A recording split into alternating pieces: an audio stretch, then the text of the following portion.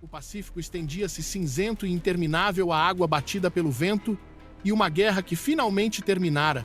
No convés de um navio de transporte da Marinha dos EUA, um grupo de mulheres japonesas permanecia amontoado em suas roupas finas, com os olhos arregalados, os corpos balançando ao ritmo do mar. Algumas eram enfermeiras capturadas em ilhas do Pacífico, outras escriturárias ou civis que haviam sido arrastadas para o caos da rendição.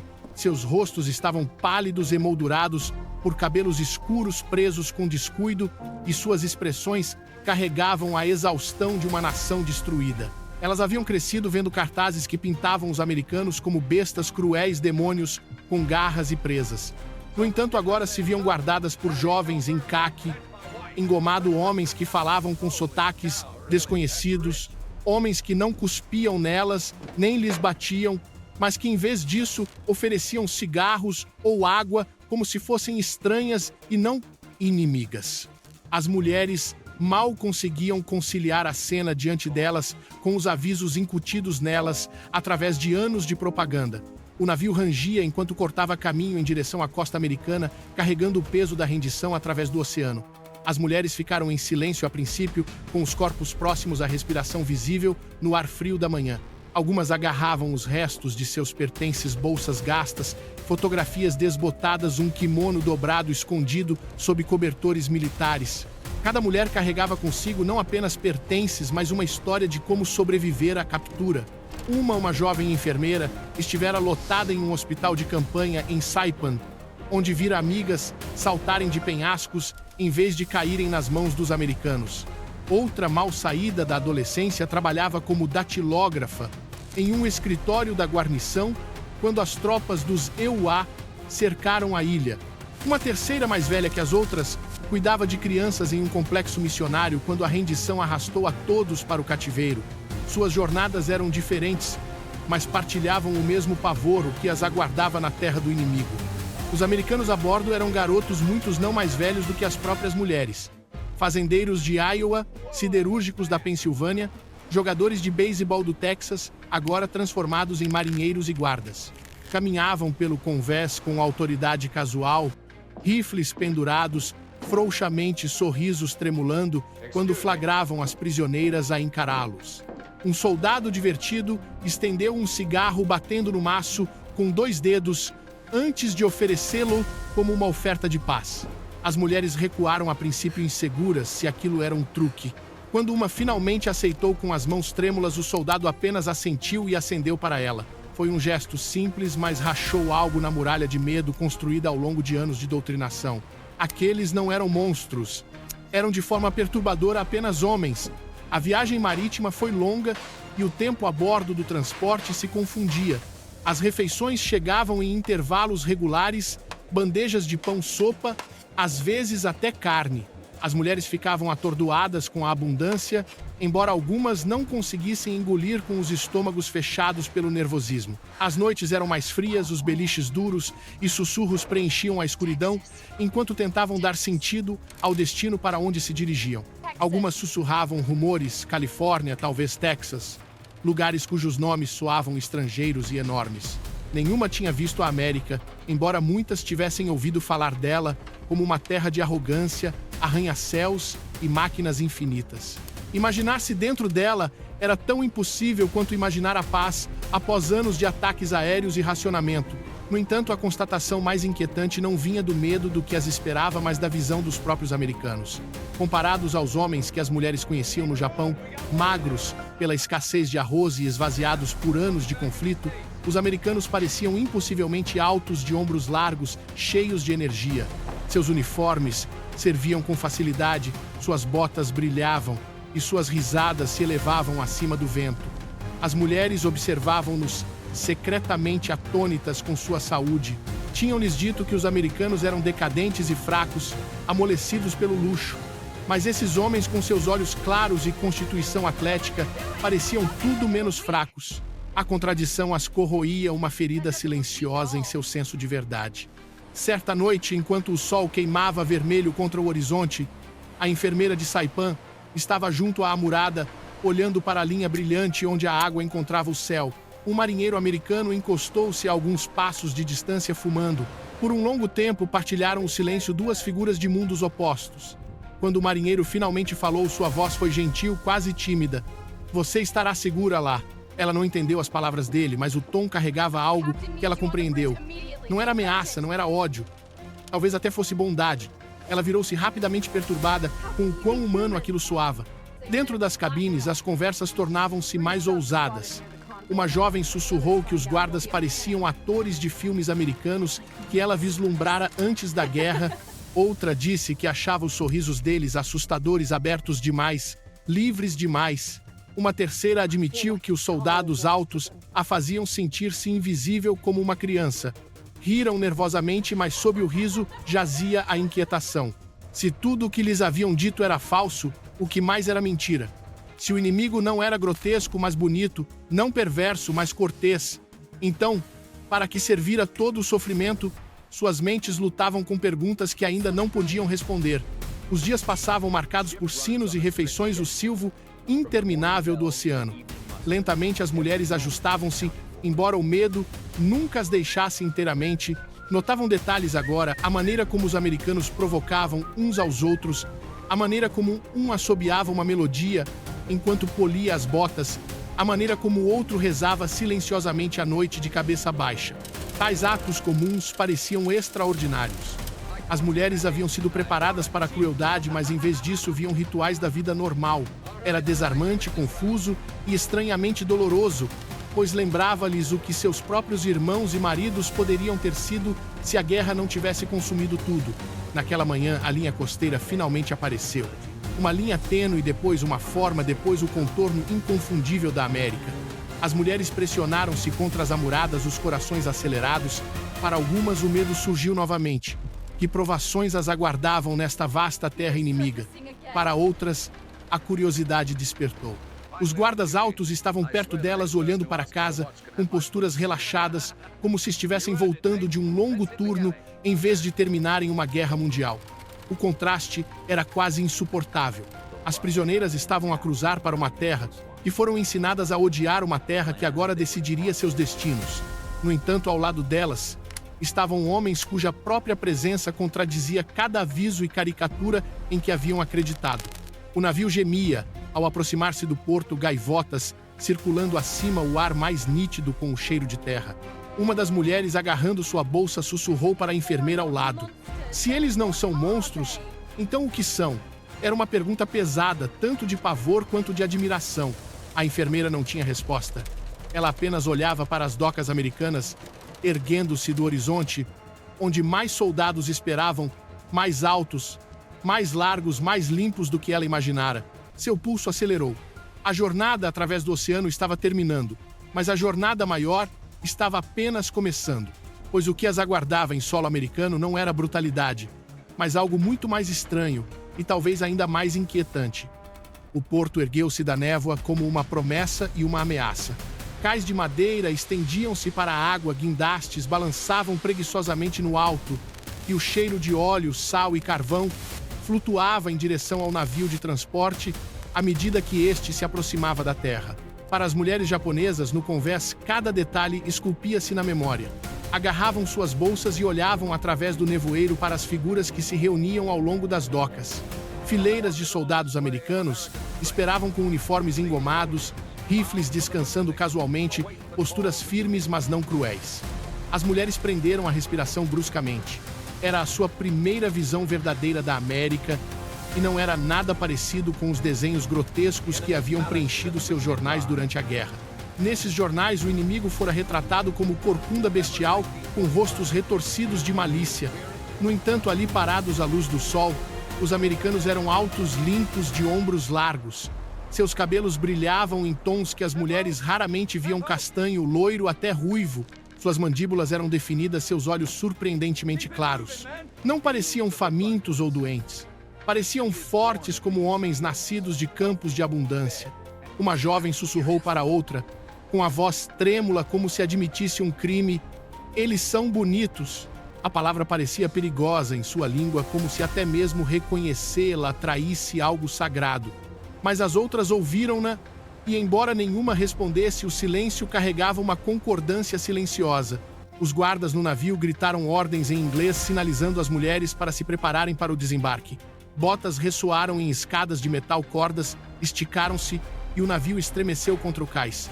Uma a uma as mulheres desceram a passarela com as cabeças baixas, embora os olhos disparassem para a frente, roubando olhares aos soldados que ladeavam o caminho. Os americanos erguiam-se como torres sobre elas. O homem japonês médio daquela época tinha pouco mais de 1,60 m. Esses guardas, alimentados com carne e leite, eram muito mais altos.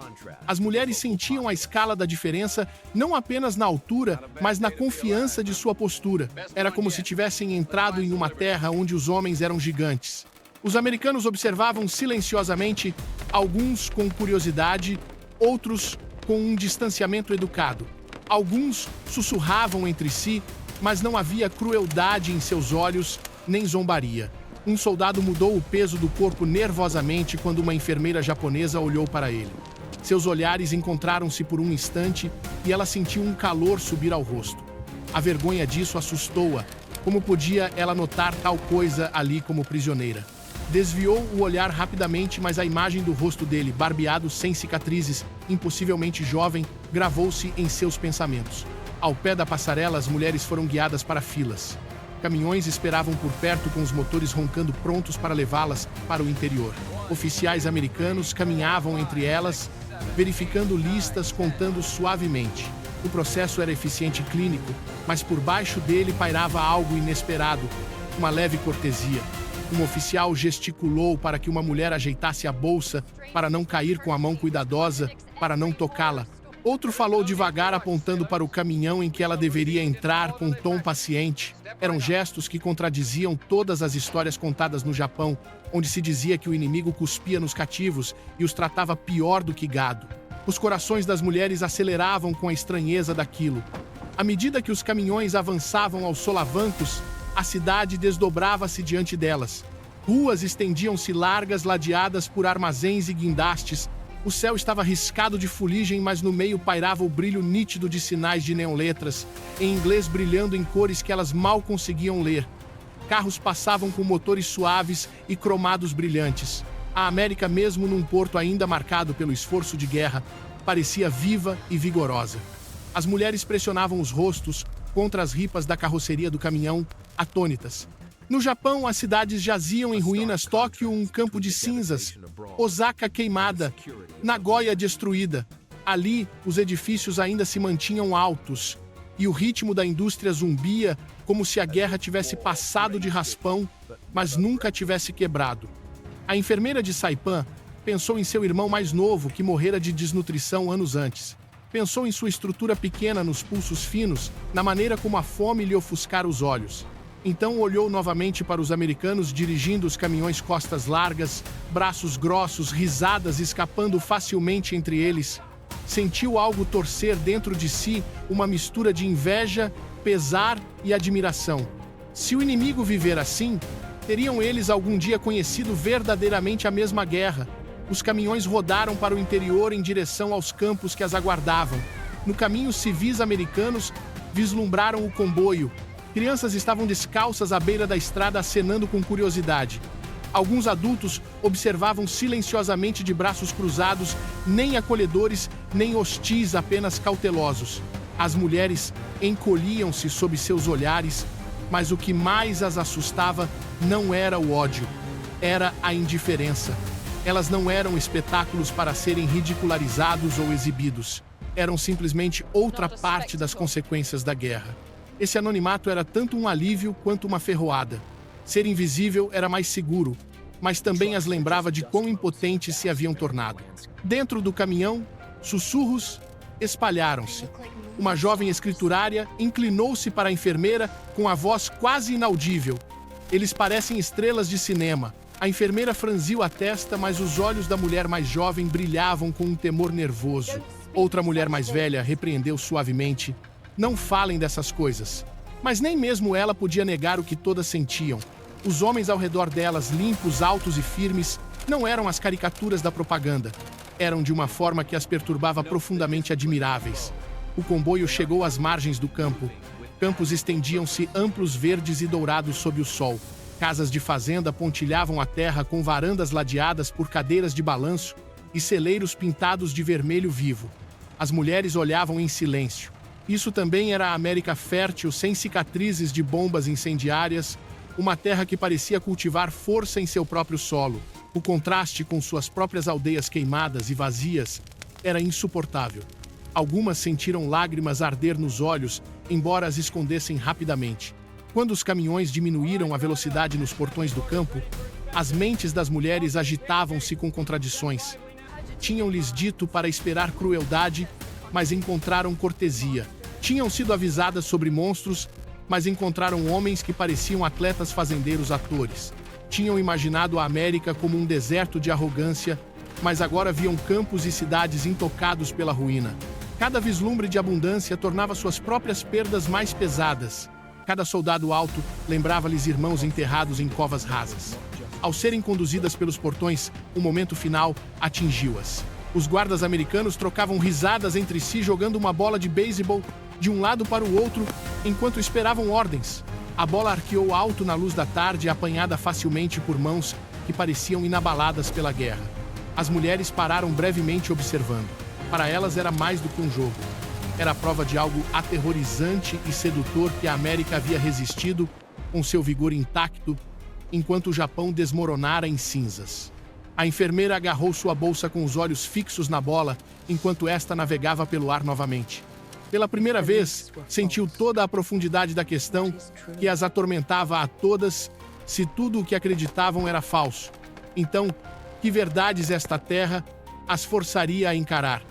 A bola estalou na luva do soldado com um baque suave, e as mulheres foram conduzidas para a frente. O que havia dentro do campo as desafiaria ainda mais do que a visão de homens bonitos nas docas. Os portões fecharam-se com um estrondo atrás delas, mas o que havia lá dentro não eram os barracões sombrios de sua imaginação. O campo americano estendia-se por campos ondulantes, com seus barracões de madeira organizados e alinhados como fileiras de celeiros e cercas altas, mas não ameaçadoras. Guardas caminhavam pelo perímetro, com rifles descansando preguiçosamente nos ombros, com expressões mais entediadas do que brutais. As mulheres agarravam suas bolsas e pisavam em caminhos de cascalho que estalavam sob os pés, com os corações batendo em descrença. Esperavam escuridão, crueldade, jaulas. Em vez disso, encontraram ordem, limpeza e um leve cheiro de pão assando vindo das cozinhas. Na primeira manhã, foram acordadas não por gritos, mas por um sino que tocou pelo campo como um sinal de escola. Alinharam-se hesitantes para o café da manhã. Cada bandeja cheia de coisas quase impensáveis. Após anos de escassez, ovos mexidos, pão grosso com manteiga, até bacon chiando em pratos de lata. As mulheres mais jovens olhavam para a comida incapazes de acreditar que era verdadeiramente delas. Uma enfermeira sussurrou para a escriturária ao seu lado. Isso alimentaria uma família por uma semana em Tóquio. A escriturária apenas assentiu com os olhos marejados. Durante meses, tinham vivido de mingau de arroz ralo de ervas fervidas em água, ali na terra do inimigo, recebiam mais do que ousaram imaginar. Algumas choraram silenciosamente, enquanto comiam envergonhadas por suas primeiras lágrimas no cativeiro, não virem da crueldade, mas da bondade. A vida dentro do campo desenrolou-se com um ritmo inesperado. Cada dia seguia um horário, refeições chamadas exames médicos, detalhes de trabalho para quem quisesse. As mulheres recebiam uniformes de tecido simples, nem degradantes nem ásperos, apenas roupas resistentes o suficiente para as tarefas. Eram alojadas em barracões separados dos homens, com aposentos forrados com beliches de madeira e colchões finos. À noite, sussurros preenchiam a escuridão, perguntas sobre casa, fragmentos de memória, confissões de descrença. Falavam de maridos perdidos, de irmãos que marcharam para as selvas e nunca voltaram, de filhos que talvez nunca mais vissem, e sempre sob o pesar, vinha o mesmo espanto porque estavam sendo tratadas com dignidade na terra de seus conquistadores. Os americanos também pareciam incertos. Os guardas aproximavam-se com polidez, distribuindo sabão, mostrando onde ficavam os chuveiros, explicando devagar às vezes com gestos como usar coisas desconhecidas. Um soldado riu gentilmente quando uma mulher olhou maravilhada para a água quente jorrando de uma torneira. É apenas encanamento, disse ele sem perceber o milagre que aquilo era, para quem suportara anos de racionamento. Outra vez, quando uma mulher lutava para carregar um caixote, um guarda adiantou-se tirando-o das mãos dela com um sorriso tímido. A interação foi breve, mas depois ela sussurrou para as companheiras: "Pensei que ele me bateria." Em vez disso, ele ajudou. A contradição as corroía diariamente, forçando-as a desaprender o que acreditavam ser inabalável. Nem todos os momentos eram gentis. As mulheres eram prisioneiras, ainda vigiadas constantemente com movimentos restritos.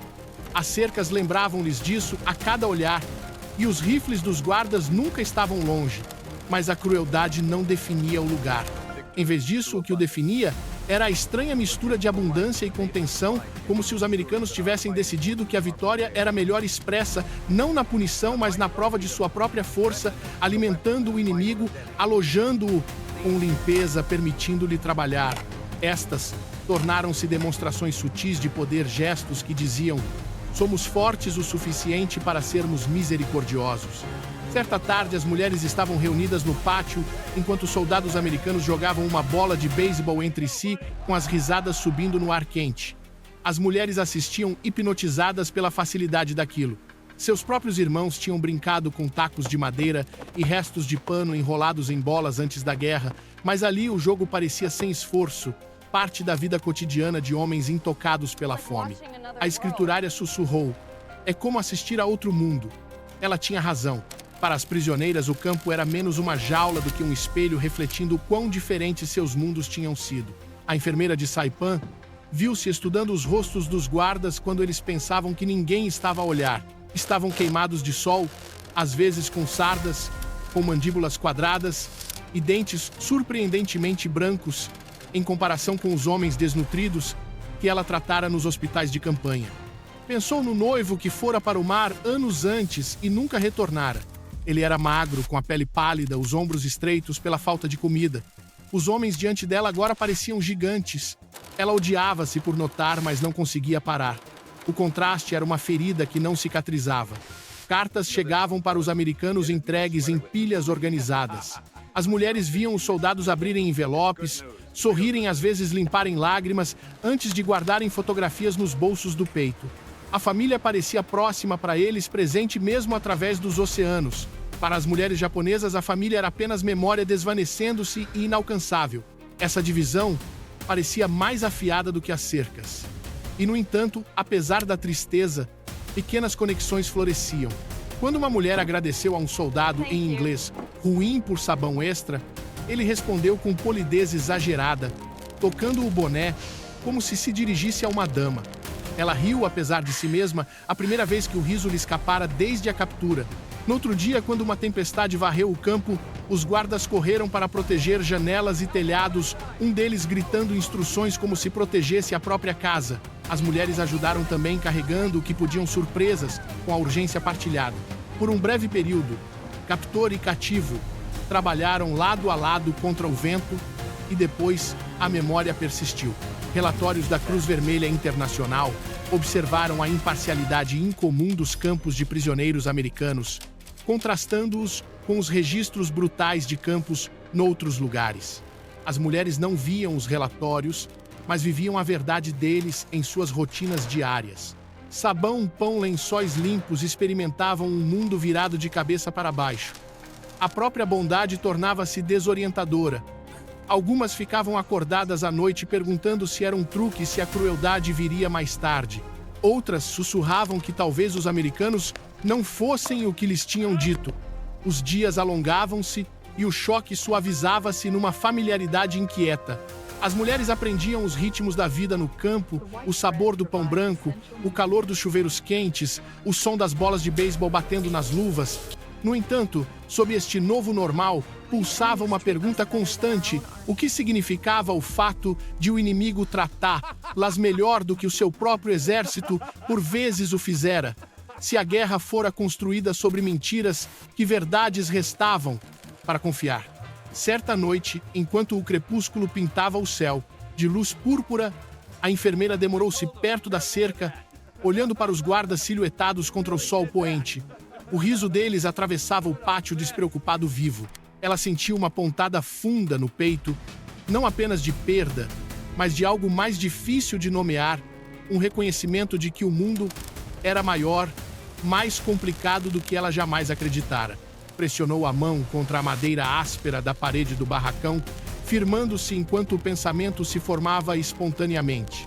Talvez o verdadeiro cativeiro não fossem estas cercas, mas as mentiras que ela carregara para dentro delas. E, no entanto, ao cair da noite, um novo rumor espalhou-se entre as mulheres, palavras sussurradas que prometiam que o dia seguinte traria algo ainda mais estranho, uma revelação que as perturbaria mais do que pão, mais do que sabão, mais até do que a visão de guardas bonitos.